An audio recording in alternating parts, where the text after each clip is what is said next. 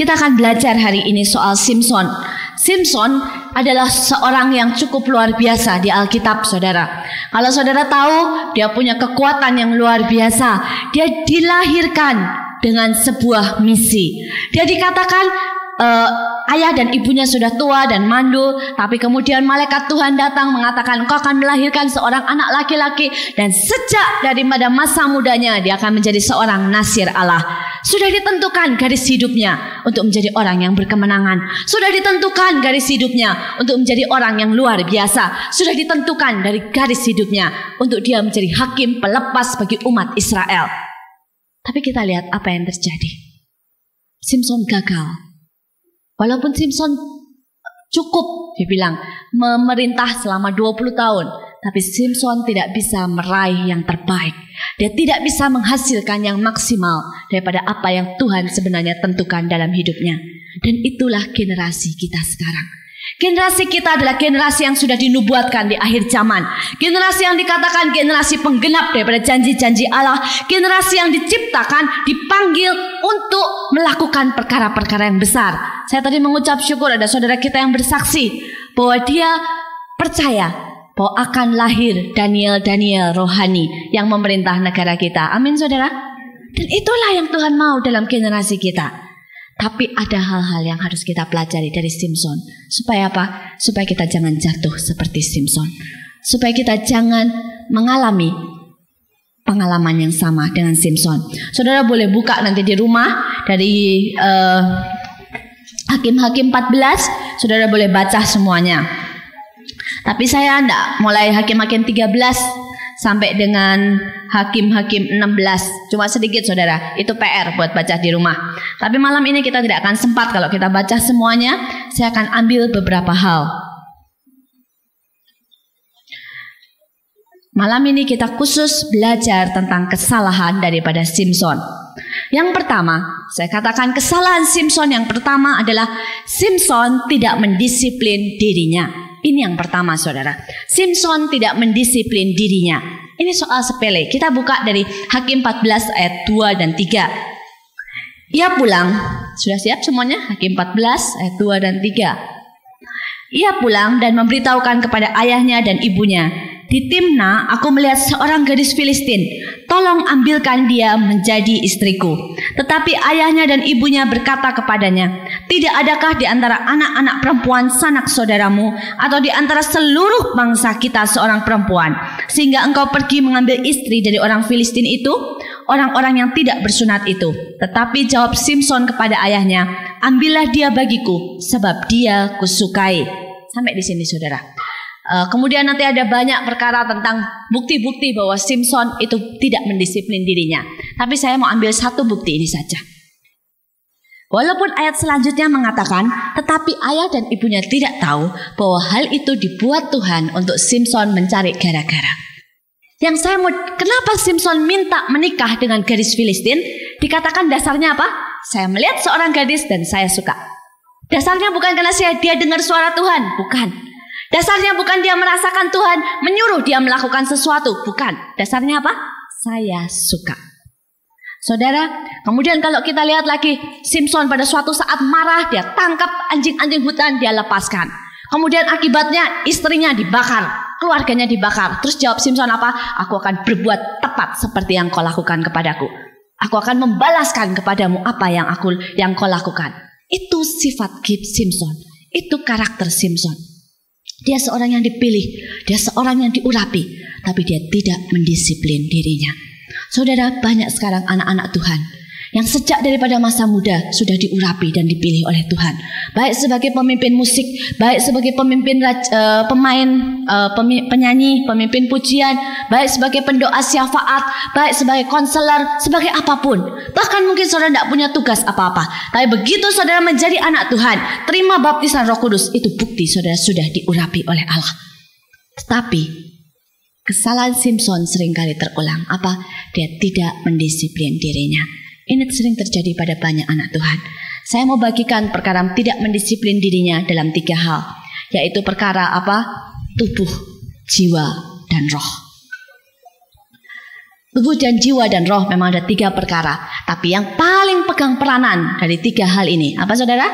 Jiwa. Kalau roh dikatakan apa? Roh itu penurut. Kalau saudara mau berkembang di dalam Tuhan, mau supaya roh saudara kuat, gampang rahasianya. Banyak berdoa, banyak baca Alkitab, selesai. Roh beres. Kalau perkara tubuh itu gampang. Itu cuma sekedar robot. Dia diperintah oleh roh dan jiwa kita. Jadi kok roh kita yang kuat, dia nurut ke arah yang baik. Kalau jiwa kita maunya macam-macam, dia bisa nurut yang baik. Sekarang masalah jiwa. Jiwa ini bisa baik, bisa salah, bisa ngawur, bisa dan sebagainya. Di dalam jiwa ada 3 perkara. Ada pikiran, ada kehendak, dan ada emosi. Ada 3 hal ini. Dan mari kita sekarang belajar apakah kita sudah mendisiplin ketiganya. Pertama bicara soal pikiran. Saudara, kalau pikiran saudara tidak ada seorang pun yang tahu. Saya tidak bisa baca pikiran saudara. Teman saudara tidak ada yang bisa baca pikiran saudara. Tapi Allah tahu. Ada yang kelihatannya memuji, menyembah Tuhan. Pikirannya saya pulang makan bakso atau makan apa yang enak. Tidak ada yang tahu. Kalau saudara tidak belajar mendisiplin pikiran saudara, pikiranmu akan memerintah melayang-layang pada saat berbakti. Bukan cuma itu. Banyak di sini anak laki yang masih muda-muda, pikirannya sering ngeres. Siapa yang pikirannya sering ngeres? Nggak ada yang tahu saudara. Tahu istilah ngeres? Tahu ya, buktinya ketawa. Kalau udah ketawa kan nggak ketawa. Nggak ada yang tahu, kelihatannya suci. Tapi lihat perempuan, meliriknya bisa sampai ke ujung situ. Saya pernah ketemu seorang anak laki saudara. Kelihatannya baik, sopan. Begitu salaman sama saya, cara dia melihat dari ujung kepala saya sampai ujung kaki. Begitu, set. Saya bilang, nggak benar ini. Ada sesuatu ini anak laki. Tidak ada yang tahu. Tapi pikiran kalau tidak disiplin, sekali waktu bisa menjerumuskan saudara. Bagaimana cara mendisiplin pikiran? Baca firman Allah. Kalau perlu hafalkan. Kalau pikiran yang kotor mulai keluar, lawan dengan firman Allah. Kalau misalnya pikiran yang macam-macam, kadang-kadang bukan pikiran kotor, tapi muter pikirannya. Jalan terus kemana? Mikirin besok makan apa, terus besok pakai baju apa. Ayo perempuan-perempuan, coba kalau mau pergi terus tahu di sini ada yang ditaksir, dari siang sudah mikirin saya pakai baju apa ya nanti malam ya. Aduh yang ini yang itu. Belajar mendisiplin pikiranmu. Tadi yang dikatakan kesaksian apa? Tuhan katakan kepada dia, jangan pusingkan dengan masalah sehari-hari. Itu artinya disiplinkan pikiran. Pada saat engkau harus belajar, belajarlah dengan baik. Pada saat engkau harus menyembah, menyembahlah dengan baik. Pada saat engkau harus melakukan sesuatu, lakukan itu dengan baik. Jangan biarkan pikiranmu melayang kalau engkau ingin menghasilkan yang maksimal. Saya belajar itu. Kalau misalnya saya dulu, kalau saya mau lihat televisi, pikiran saya begini, aduh ulangan masih ada nih, saya belum ngerjain begini, saya tidak bisa menikmati nonton televisi. Tapi kalau saya saat mau belajar, pikiran saya apa? Aduh enak ya kalau bisa jalan-jalan ya, aduh enak ya kalau saat ini saya bisa pergi. Saudara, Tuhan katakan dengan hidup yang seperti itu, engkau tidak akan menghasilkan yang maksimal. Belajar mendisiplin pikiranmu, itu pertama soal pikiran.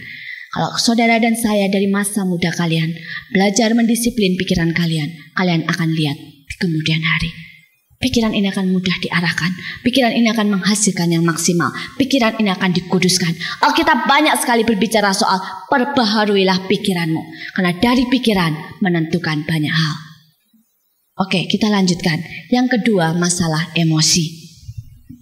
Emosi itu lain sama pikiran. Contoh yang gampang, saudara jatuh cinta kan tidak pernah mikir kan. Mikirnya misalnya dia papinya begini, keturunannya baik, enggak, hartanya enggak kan. Tiba-tiba aja jatuh cinta, itu emosi. Nah, salah satu yang gampang saudara, emosi. Kalau saudara jatuh cinta, apakah saudara bisa menundukkan hal itu? Atau kalau saudara sudah mulai jatuh cinta rasanya, aduh makan enggak enak, tidur enggak enak, matanya terbayang dia terus.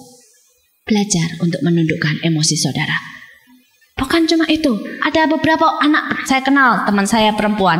Kalau dia sudah shopping saudara, terus tiba-tiba lihat baju satu pengen gitu. Kalau sudah namanya lihat terus jatuh cinta kepada baju itu, kalau enggak beli sepanjang hari itu ribut terus. Saya waktu itu tinggal sama saudara teman saya itu, dia manggil saya Ci ya. Sepanjang hari waktu itu dia tuh paling senang Benetton saudara, kaos Benetton. Terus waktu saya karena orang tuanya percayakan dia kepada saya, Jadi saya katakan, selama kamu tinggal di tempat saya bilang begitu. Dalam 1 bulan, dalam 1 bulan ini, karena waktu itu dia sudah belanjakan uangnya banyak, saya katakan kau tidak belanja apa-apa lagi. Pokoknya bulan itu saya tidak mau tahu, kamu tidak boleh belanja pakaian. Saya bilang begitu. Terus waktu suatu hari dia lewat, ada Benetton, kaos Benetton muncul baru. Terus mulai, Ciin, udah gede saudara, udah 17 tahun lebih, udah mahasiswa tingkat 1. Ciin, saya pengen beli Benetton. Terus sepanjang hari saya dengar kuping saya, Ciin mau beli Benetton. Bilangnya, bagus Ciin, murah Ciin, sekali aja. Saya berkata, aduh, itu yang namanya tidak bisa menundukkan emosi.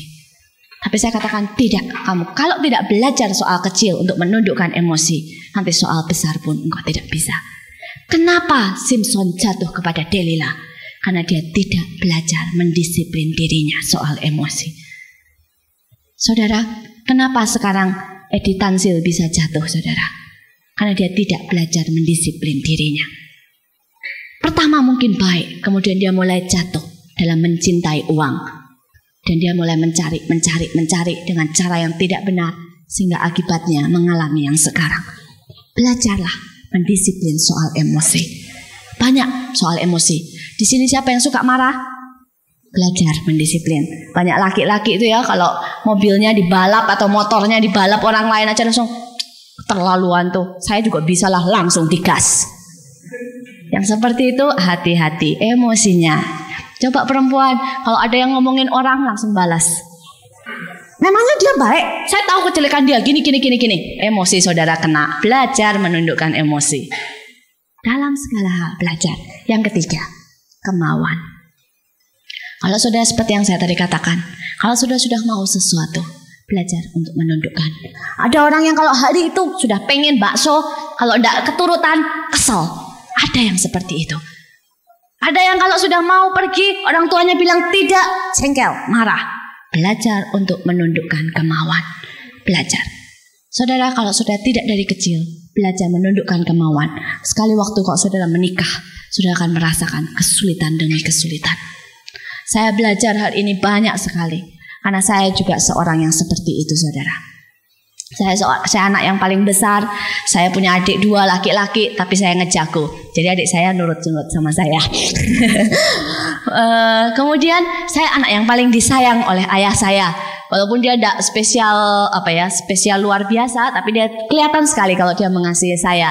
Demikian juga ibu saya. Walaupun ibu saya tidak terlalu menyespesialkan saya, karena anak perempuan, dia selalu bilang begini, anak perempuan kan butuh baju lebih banyak, gitu ya, butuh lebih banyak. Jadi tanpa sadar, saya menjadi anak yang paling disayang, menjadi anak emas di dalam rumah tangga saya. Pada saat itu saya sudah pelayanan, saudara. Saya sudah segalanya, saya sudah memimpin sekolah minggu, dan saya punya saat teduh dengan Tuhan yang baik. Saya sangka saya seorang yang baik. Tidak pernah kelihatan belangnya, saudara. Sampai saya menikah. Sampai saya menikah, apa yang terjadi? Suami saya juga seorang pemimpin. Saya seorang pemimpin juga, saudara, waktu itu di persekutuan. Mulai dari soal kecil. Kita punya rumah, suami saya berkata begini, saya senang warna coklat. Nah, loh, chatnya dia mau minta warna coklat. Saya bilang saya senang warna biru. Kemudian apa yang akibatnya? Suami saya bilang, pokoknya dengan segala argumentasi dia akhirnya berkata, kamu kan istri, kamu belajar dong nurut saya. Langsung saat itu saya tidak bisa terima. Saya bilang, memangnya istri buat kalah-kalahan? Terus kemudian saya mulai ribut dengan dia. Soal apa? Kemauan tidak diturutin. Bukan cuma itu, saudara, soal makan. Suami saya seorang yang sederhana. Dia berkata begini, masak aja di rumah, kita makan sama-sama, kan irit. Saya bilang, enggak, saya mau setidak-tidaknya sebulan sekali kita makan di luar. Kita menikmati suasana yang indah, romantis dan sebagainya. Itu yang saya mau. Kemudian suami saya bilang, kita kan waktu menikah, saya masih sekolah. Uang masih dari orang tua, mesti hemat. Saya balas, dasar namanya anak hamba Tuhan dan pintar pelayanan. Balasnya apa? Dasar tidak bisa menikmati seperti anak sulung. Sudah tahu ceritanya? Ada aja alasannya, tapi bukan itu. Tuhan mulai bentuk saya. Tuhan katakan, engkau tidak pernah mendisiplin emosimu. Tanpa sadar, semua kemauan saya diturutin. Dan Tuhan mulai disiplin saya dengan keras. Melalui suami saya mengucap syukur, dia seorang yang bisa memegang kendali. Saya mulai diubahkan. Dan saat itu saya mengerti bahwa saya perlu mendisiplin. Saya belajar mendisiplin mulut saya untuk tidak jeplak terus, buka terus artinya saudara. Banyak hamba-hamba Tuhan saudara yang kelihatannya baik tapi kelihatan kalau konseling. Begitu orang yang ngomong terus dia udah tidak sabar, gelisah. Pengennya dia yang ngomong, bukan orangnya yang ngomong. Banyak yang seperti itu dan Tuhan ajar. Tuhan pernah belajarin saya untuk diam mendengarkan orang ngomong 2 jam saudara. Saya sampai dalam hati, aduh Tuhan kuping saya panas. Tapi Tuhan ajar saya lewat itu. Dan lewat itu ada sesuatu yang diubahkan. Belajar mengendalikan, belajar mendisiplin. Kita teruskan. Yang kedua saudara. Tadi yang pertama Simson tidak mendisiplin dirinya. Yang kedua adalah Simson tidak mengenal dirinya dan kelemahannya. Kita buka dari Hakim-Hakim 14 ayat 17. Hakim-Hakim 14 ayat 17. Tetapi istrinya itu menangis di sampingnya selama ke-7 hari. Mereka mengadakan perjamuan itu. Pada hari yang ke-7 diberitahukannya kepadanya, karena ia merengek-rengek kepadanya. Kemudian perempuan itu memberitahukan jawab teka-teki itu kepada orang-orang sebangsanya. Saudara tahu ceritanya? Ceritanya Simson bikin teka-teki. Nah, setelah bikin teka-teki, orang-orang tidak tahu jawabannya. Istrinya yang dibujuk. Ayo dong kamu bujukin Simson supaya ngomong. Istrinya membujuk. Akhirnya Simson hatinya luluh.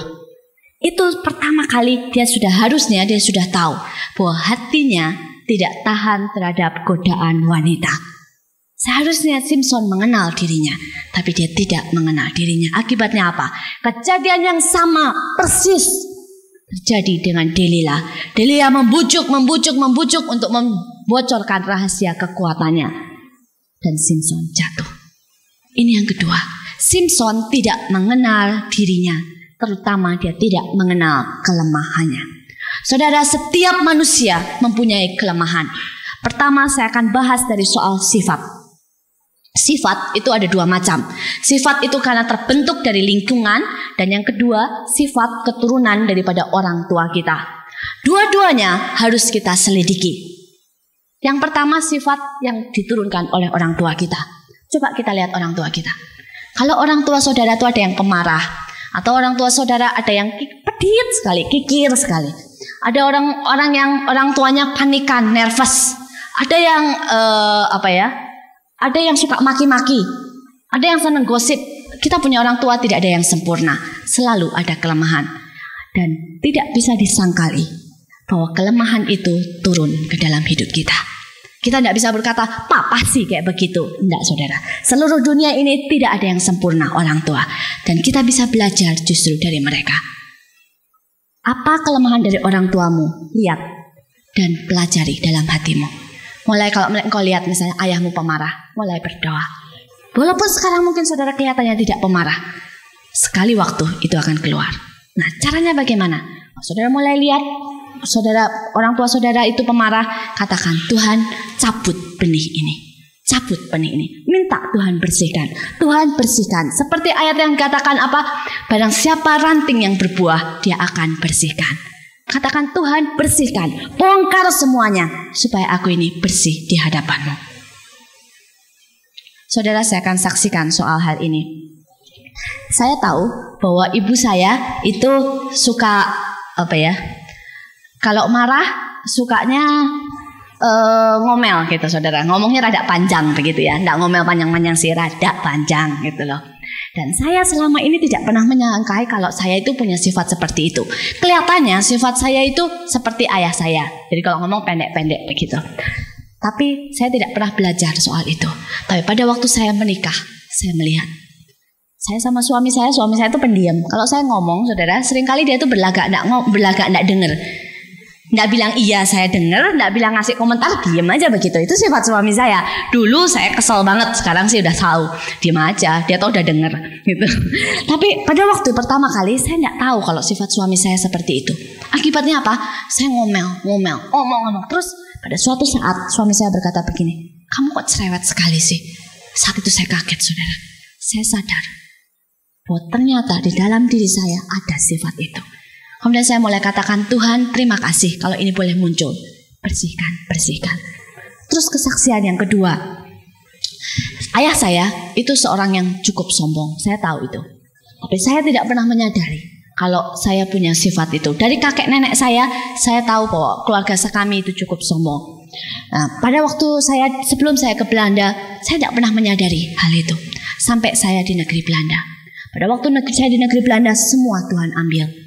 Kepandaian saya, semuanya kepandaian saya berbicara, otak saya, kecantikan saya, kekurusan badan saya, semua Tuhan ambil deh. Udah tidak ada sisanya. Semuanya habis. Pada saat-saat yang seperti itu timbul. Saya jadi tidak berani ketemu orang. Minder. Karena apa? Saya selalu mau saya nomor 1. Jadi kalau saya lebih rendah dari orang lain, saya tidak pengen bergaul sama siapapun. Bukan cuma itu.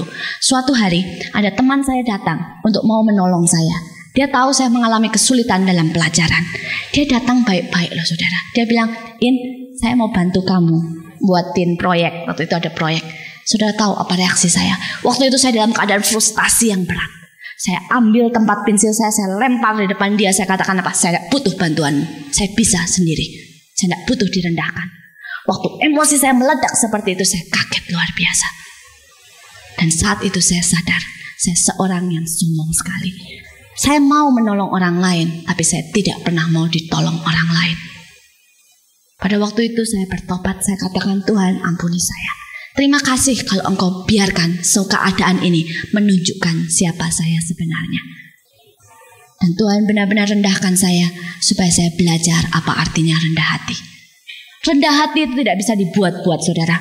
Saudara tidak bisa pada saat dipuji terus saudara ngomong gini, iya terima kasih, puji Tuhan. Bisa benar dari hati, tapi bisa cuma basa-basi. Tapi di dalam hatimu kamu mengatakan, memang saya bisa. Dan seringkali keadaan yang sebenarnya, siapa orang itu harus diuji lewat masalah. Harus diuji lewat perkara-perkara yang tidak mengenakan. Harus diuji lewat hal-hal yang menyakitkan.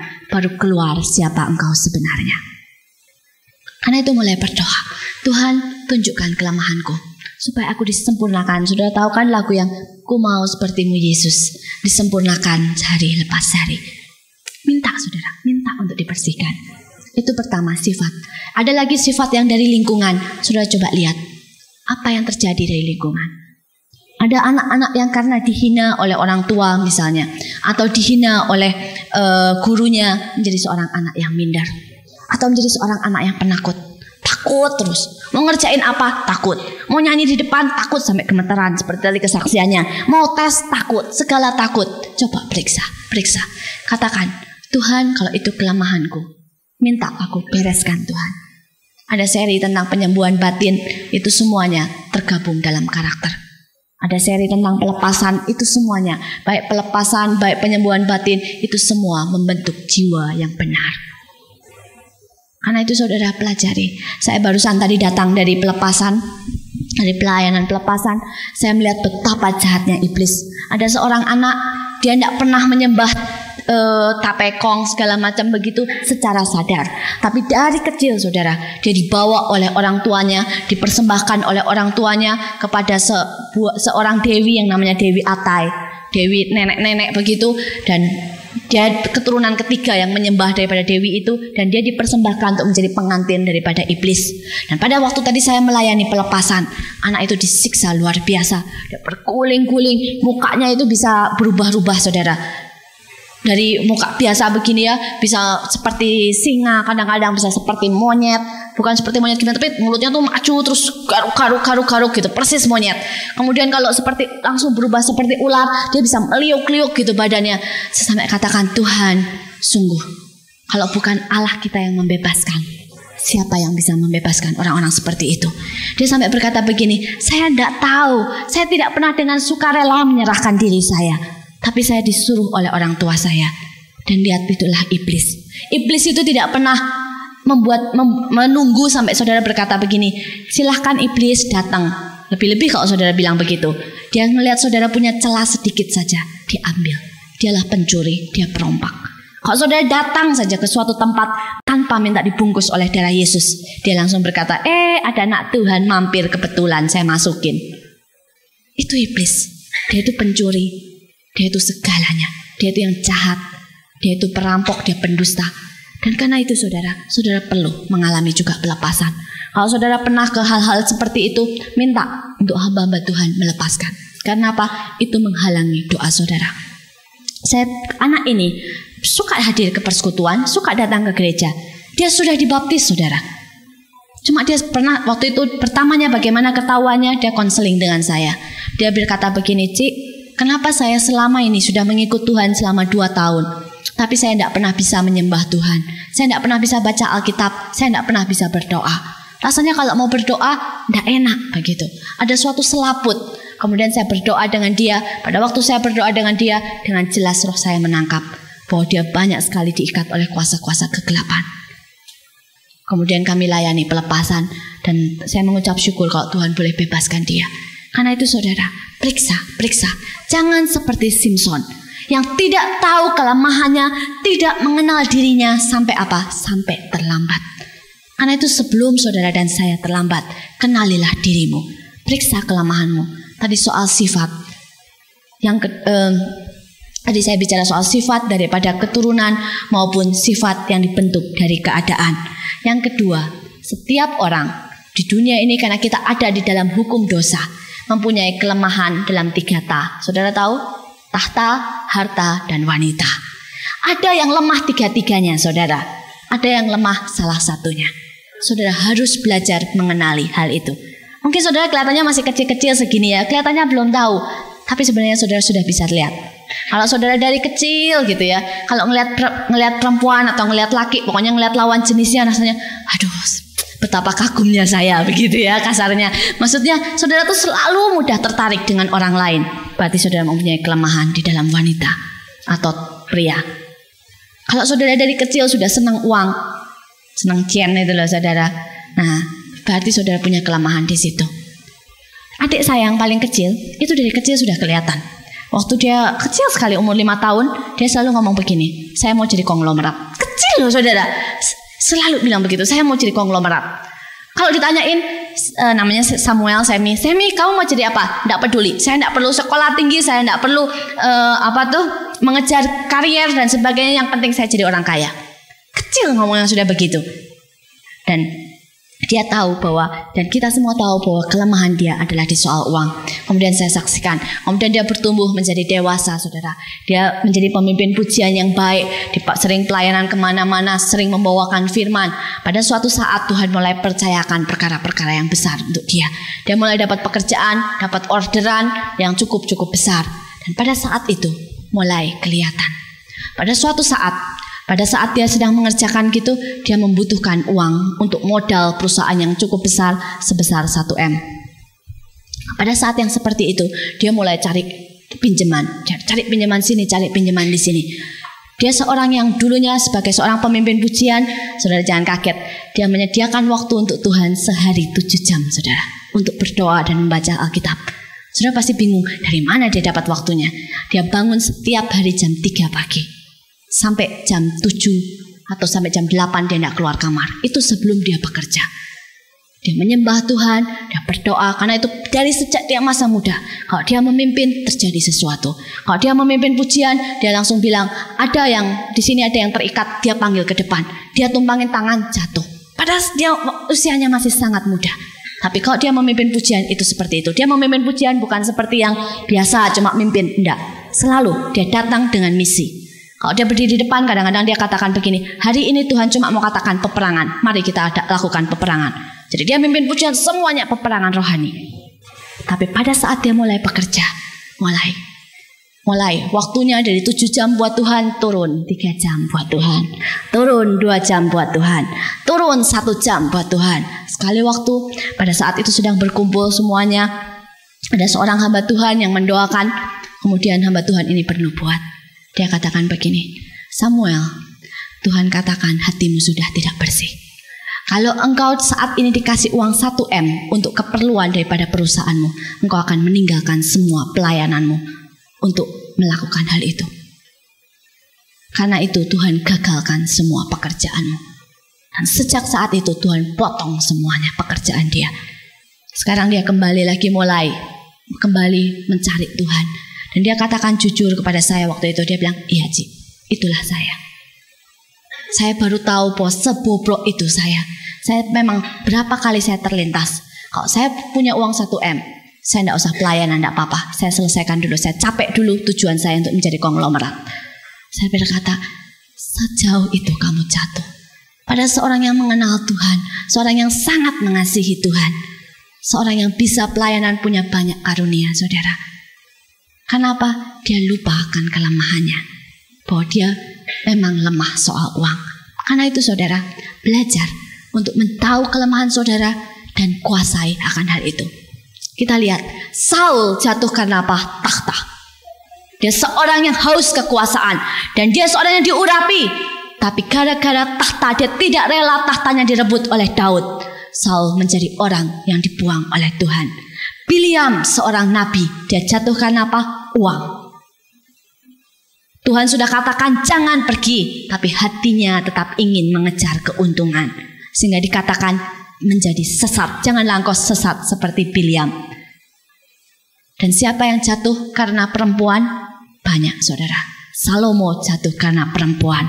Dia mencintai banyak wanita asing dikatakan, sehingga menyondongkan hatinya dari Tuhan. Daud jatuh karena perempuan, tapi untung Daud bertobat kembali. Banyak di Alkitab yang jatuh karena perempuan. Karena itu saudara, pelajari kelemahan daripada engkau dan saya. Saya pun mengalami ini. Tuhan ajar saya untuk tiga-tiganya mengalami hal ini. Saya dulu mudah sekali jatuh cinta saudara. Mudah sekali. Pokoknya ada anak laki cakep gitu ya, terus simpatik, saya jatuh cinta. Nanti ada lagi yang baru, saya jatuh cinta lagi. Begitulah seterusnya. Itu sifat saya. Tapi saya mengucap syukur kalau saya kelihatan dari dulu. Karena itu Tuhan mulai kikis saya soal itu. Kikis. Saya katakan, Tuhan bersihkan hidup saya. Bersihkan hidup saya. Jagai saya. Dan saya mengucap syukur kalau kita punya Tuhan yang seperti itu. Apapun kelemahanmu, kalau engkau mau disempurnakan, kalau engkau mau belajar, Allahmu sanggup membenarkan engkau. Amin saudara. Kita lanjutkan. Kalau yang tadi yang kedua adalah Simson tidak mengenal kelemahannya. Yang ketiga, Simson tidak belajar dari pengalaman. Atau yang sebaliknya, yang ekstrimnya, Simson berpatokan pada pengalaman. Jadi ada dua pihak di mana Simson itu mengalami dua-duanya ini. Pertama, dia tidak belajar dari pengalaman. Yang kedua, dia justru berpatokan dengan pengalaman. Saudara nanti bisa baca di rumah ceritanya semuanya, saya akan ringkaskan. Kita tadi sudah baca. Simson tahu pertama bahwa pada saat dia mulai dirayu oleh wanita, dia apa? Dia lemah dalam hal itu. Dia membocorkan rahasianya, dan akibatnya dia kalah dalam pertandingan, dalam taruhan soal yang pertama. Tapi pada saat dia dirayu oleh Delila, dia bukannya lari saudara. Dia malah bermain-main dengan Delila. Dia tidak belajar dari pengalaman. Saya melihat banyak sekali anak Tuhan yang jatuh bangun di tempat yang sama. Saya katakan normal saudara jatuh, asal saudara bangkit lagi. Tapi jangan biarkan engkau jatuh dan bangun di tempat yang sama. Katakan kepada dirimu, aku boleh jatuh tapi cuma sekali pada tempat yang sama. Kalau saudara pernah jatuh dalam soal wanita, jangan jatuh lagi soal di situ. Bangkit dan berdiri. Kalau saudara pernah jatuh dalam hal kesombongan, jangan biarkan dirimu jatuh lagi di dalam soal kesombongan. Kalau saudara pernah jatuh di dalam misalnya perpuluhan, saudara tidak memberikan perpuluhan, jangan jatuh lagi soal yang itu. Bangkit, bertobat, dan jangan jatuh lagi. Belajar dari pengalaman. Saudara, kalau saudara tidak belajar dari pengalaman, saudara orang yang paling ketinggalan pada akhir zaman ini. Saudara pernah baca buku Robert Liddon? Dikatakan dari sejak dia kecil, dia Tuhan perintahkan khusus untuk mempelajari semua sejarah dari hamba-hamba Tuhan. Dikatakan dia mengenal semuanya, sejarah daripada para perintis-perintis Injil, daripada gerejawan-gerejawan, daripada martir-martir Tuhan, dia pelajari sejarahnya. Dia pelajari sejarahnya, dia pelajari kenapa orang itu bisa dipakai Tuhan, dia pelajari kenapa orang itu bisa jatuh. Dan Tuhan katakan apa? Kalau engkau simpan itu baik-baik di hatimu, engkau tidak akan pernah jatuh tersandung. Dan banyak orang yang mengatakan dan memberi kesaksian tentang Robert Liddon. Pada saat dia berumur 12 tahun, kedewasaannya sudah secara rohani sudah sama dengan orang yang berumur 30 tahun. Kenapa? Kenapa bisa seperti itu? Karena dia belajar dari pengalaman orang lain. Dia belajar bagaimana sebuah kota bisa dibangkitkan. Karena ada pendoa-pendoa syafaat. Ada orang yang menangisi. Kalau saudara mau belajar semua dari diri saudara sendiri, tidak sempat saudara, keburu kiamat. Karena itu mari belajar dari pengalaman. Banyak baca buku, dengarkan kaset. Dan belajarlah. Lihat, selidiki bagaimana sebuah kota bisa berubah, bagaimana sebuah negara bisa berubah, bagaimana hidup setiap anak muda bisa diubahkan, bagaimana saudara dan saya bisa menjadi berkat. Pelajari semua itu dan praktekkan. Saudara akan melihat sesuatu yang besar. Belajar dari pengalaman, baik dari pengalaman orang lain maupun dari pengalamanmu sendiri. Tapi yang kedua, jangan berpatokan dengan pengalaman. Saudara tahu bedanya belajar dengan berpatokan? Kalau belajar itu diambil sarinya, diambil yang baik. Kalau berpatokan itu meniru persis plak. Itu hal yang salah. Saya katakan pengalaman dengan Tuhan itu membuat seorang anak kuat. Membuat setiap anak Tuhan bertumbuh. Kenapa? Pengalaman dengan Tuhan. Kalau saudara dan saya tidak memiliki pengalaman secara pribadi dengan Tuhan, iman saudara tidak akan bertumbuh. Iman saudara tidak akan kuat. Tetapi tidak benar kalau saudara berpatokan dengan pengalaman. Contohnya begini. Kalau misalnya saudara berkata bahwa saudara tidak belajar, tapi saudara melayani, kemudian ditolong Tuhan, luar biasa, dapat angka 10 misalnya begitu. Jangan terus lain kali tidak belajar. Saudara tetap bilang ini, sudah saya tidak usah belajar, saya melayani terus dan saya percaya sekolah saya beres. Salah. Saudara akan melihat kehancuran. Tapi sebaliknya kalau saudara pernah merasakan bahwa dengan bekerja paling keras, kemudian Tuhan lakukan selebihnya dan Tuhan berkati, itu benar pada waktu itu. Tapi sekali waktu mungkin keadaannya lain. Misalnya saudara diperhadapkan antara pelayanan yang sangat urgen dan belajar. Dan Roh Kudus berkata, saat ini kau harus pelayanan.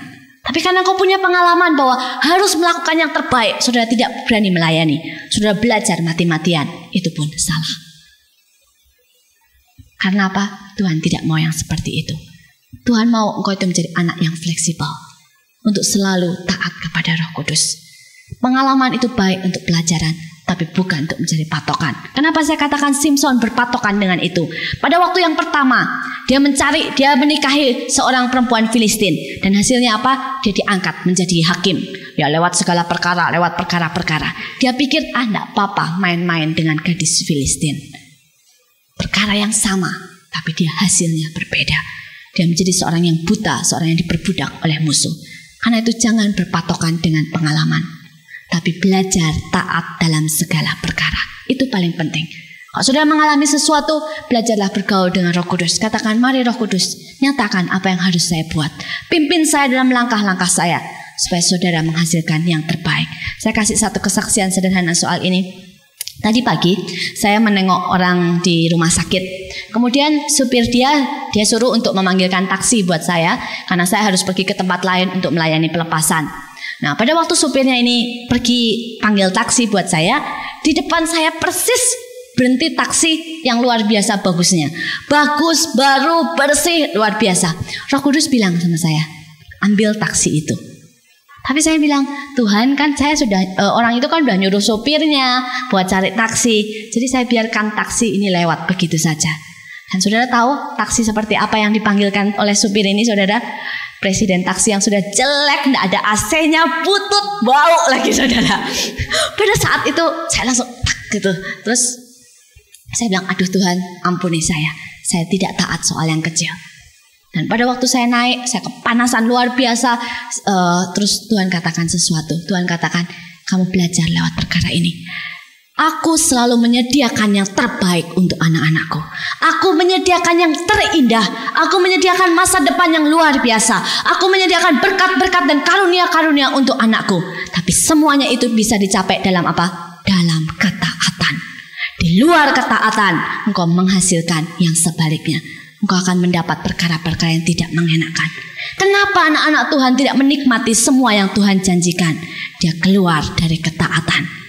Ini soal kecil, tapi Tuhan tanamkan dalam hati saya. Waktu itu sepanjang jalan saya kepanasan, saya bilang, aduh Tuhan, kepanasan. Tuhan katakan, ingat ini, ingat pengalaman ini, bahwa setiap ketidaktaatan engkau harus bayar harganya. Berarti engkau kehilangan berkat yang seharusnya menjadi bagianmu. Tanamkan ini dalam hatimu, saudara. Baik pengalaman itu, tapi itu bukan jaminan. Apa yang menjadi jaminan? Ketaatanmu di dalam Tuhan. Begitu engkau keluar dari ketaatan, engkau kehilangan berkat yang menjadi bagianmu. Tanamkan itu sungguh-sungguh. Karena di dalam ketaatan ada berkat, ada jaminan, ada sukacita, ada karunia, ada semua yang Tuhan janjikan untuk hidupmu. Belajar berjalan di dalam ketaatan. Yang terakhir, saudara, pertama, dia tidak menggunakan otoritas Allah. Dia sebagai suami, pada saat Delila mulai merayu-rayu, seharusnya Simson sebagai seorang hakim, sebagai seorang suami bisa berkata apa? Diam. Aku tidak mau dengar rayuanmu. Engkau seorang istri, tunduk. Selesai. Tapi dia malah bermain-main dengan Delila. Dia bilang, kalau diikat gitu ya. Kalau dibeginikan. Dia bermain-main. Saudara, banyak anak Tuhan yang bermain-main dengan dosa. Misalnya ada teman yang nawarin rokok. Terus saudara bilang gini, bukannya saudara berkata tegas, tidak, saya tidak merokok karena saya tahu merokok itu tidak baik. Tapi saudara bilang, ya nyobalah iseng. Iseng, dari iseng-iseng bisa terjadi sesuatu. Kemudian ada yang bermain-main soal apa? Ke disko. Bermain-main soal hobi. Ada yang teman yang berkata, ini saya punya video bagus, saudara tahu itu video kotor. Saudara bilang, iseng, lihat sekali. Saudara jangan pernah bermain-main dengan iblis. Saudara tahu seperti yang saya tadi saksikan, dia juga seorang anak yang iseng. Kalau temannya berkata, di situ ada orang pintar, dia datang ikut. Dia bilang, saya cuma iseng, saya cuma lihat. Pada waktu tadi dilepaskan, semua macam-macam roh ada di dalam orang itu. Akibat apa? Keisengannya.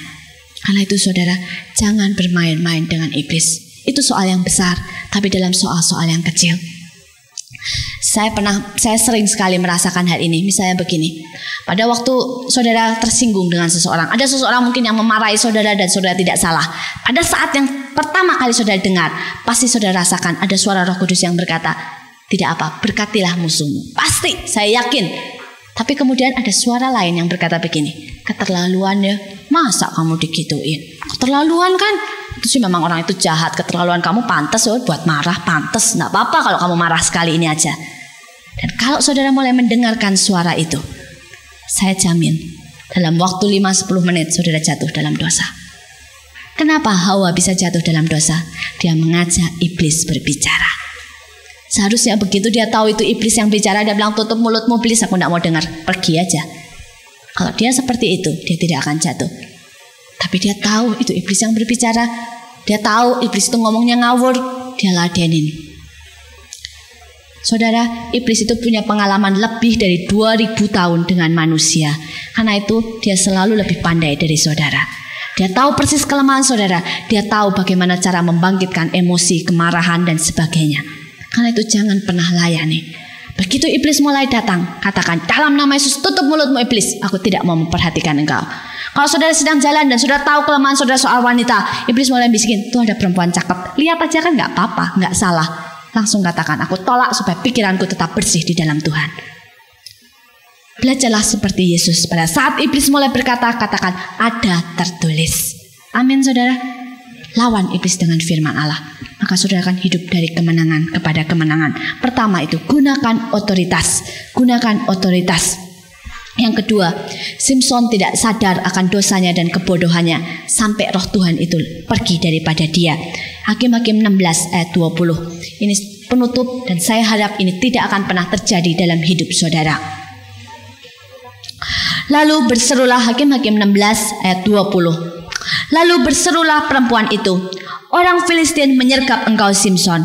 Maka terjagalah ia dari tidurnya serta katanya, seperti yang sudah-sudah, aku akan bebas dan akan meronta lepas. Tetapi tidaklah diketahuinya bahwa Tuhan telah meninggalkan dia. Ini saudara, Simson paling tragis. Dia berkata, dia pikir dia memiliki semuanya. Dia pikir dia masih akan meronta lepas dan memiliki kekuatan untuk melawan dan menghancurkan musuh. Tapi apa? Dan tidak diketahuinya bahwa roh Tuhan sudah meninggalkan dia. Kenapa? Simson tidur. Dan pada waktu tidur, digundul kepalanya, dia tidak tahu apa-apa. Saya katakan banyak anak Tuhan saat ini yang sedang tidur. Mungkin masih melayani, mungkin masih main musik, tapi dia sedang terlena. Baik itu terlena oleh hobi, oleh sekolah, oleh apapun seperti yang saya katakan tadi kepada tentang adik saya. Dia mulai terlena dengan pekerjaannya. Saudara, terakhir waktu sebelum firman Tuhan itu dinyatakan, pada saat itu kenapa dia minta sampai didoakan secara khusus? Dia enggak sadar. Adik saya itu begitu tetap melayani, dia enggak sadar. Tapi sekali waktu itu ada retreat dan Tuhan percayakan dia untuk pimpin pujian di dalam retreat itu. Pada waktu dia memimpin pujian, dia rasakan tidak ada kuasa di dalam pimpinannya.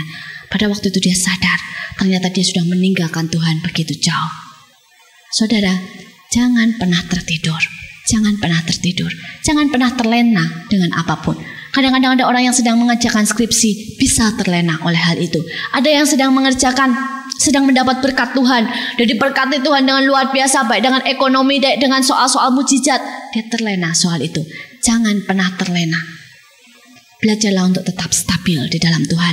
Sadar, berjaga-jaga, waspada. Karena kita tahu, pada saat kita tidur, iblis bisa merusak dan meraih banyak hal. Karena itu belajarlah untuk menguji diri setiap saat. Uji, apakah engkau masih mengasihi Tuhanmu dengan sungguh? Lebih daripada dirimu sendiri, lebih dari orang tuamu, lebih dari pacarmu. Apakah engkau mengasihi Tuhan lebih juga dari pelayananmu? Uji dirimu.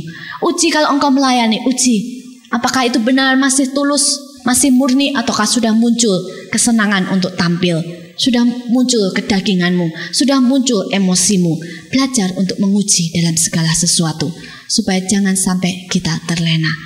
Ada orang yang terlena di dalam masalah. Begitu banyak masalah datang dalam hidupnya, dia tidak keluar sebagai pemenang, tapi dia jatuh ditekan oleh masalah, sehingga tanpa sadar dia mulai digerogoti dan tidak punya kuasa seperti Simson. Apapun keadaannya saudara, jangan terlena. Mari kita masuk dalam doa.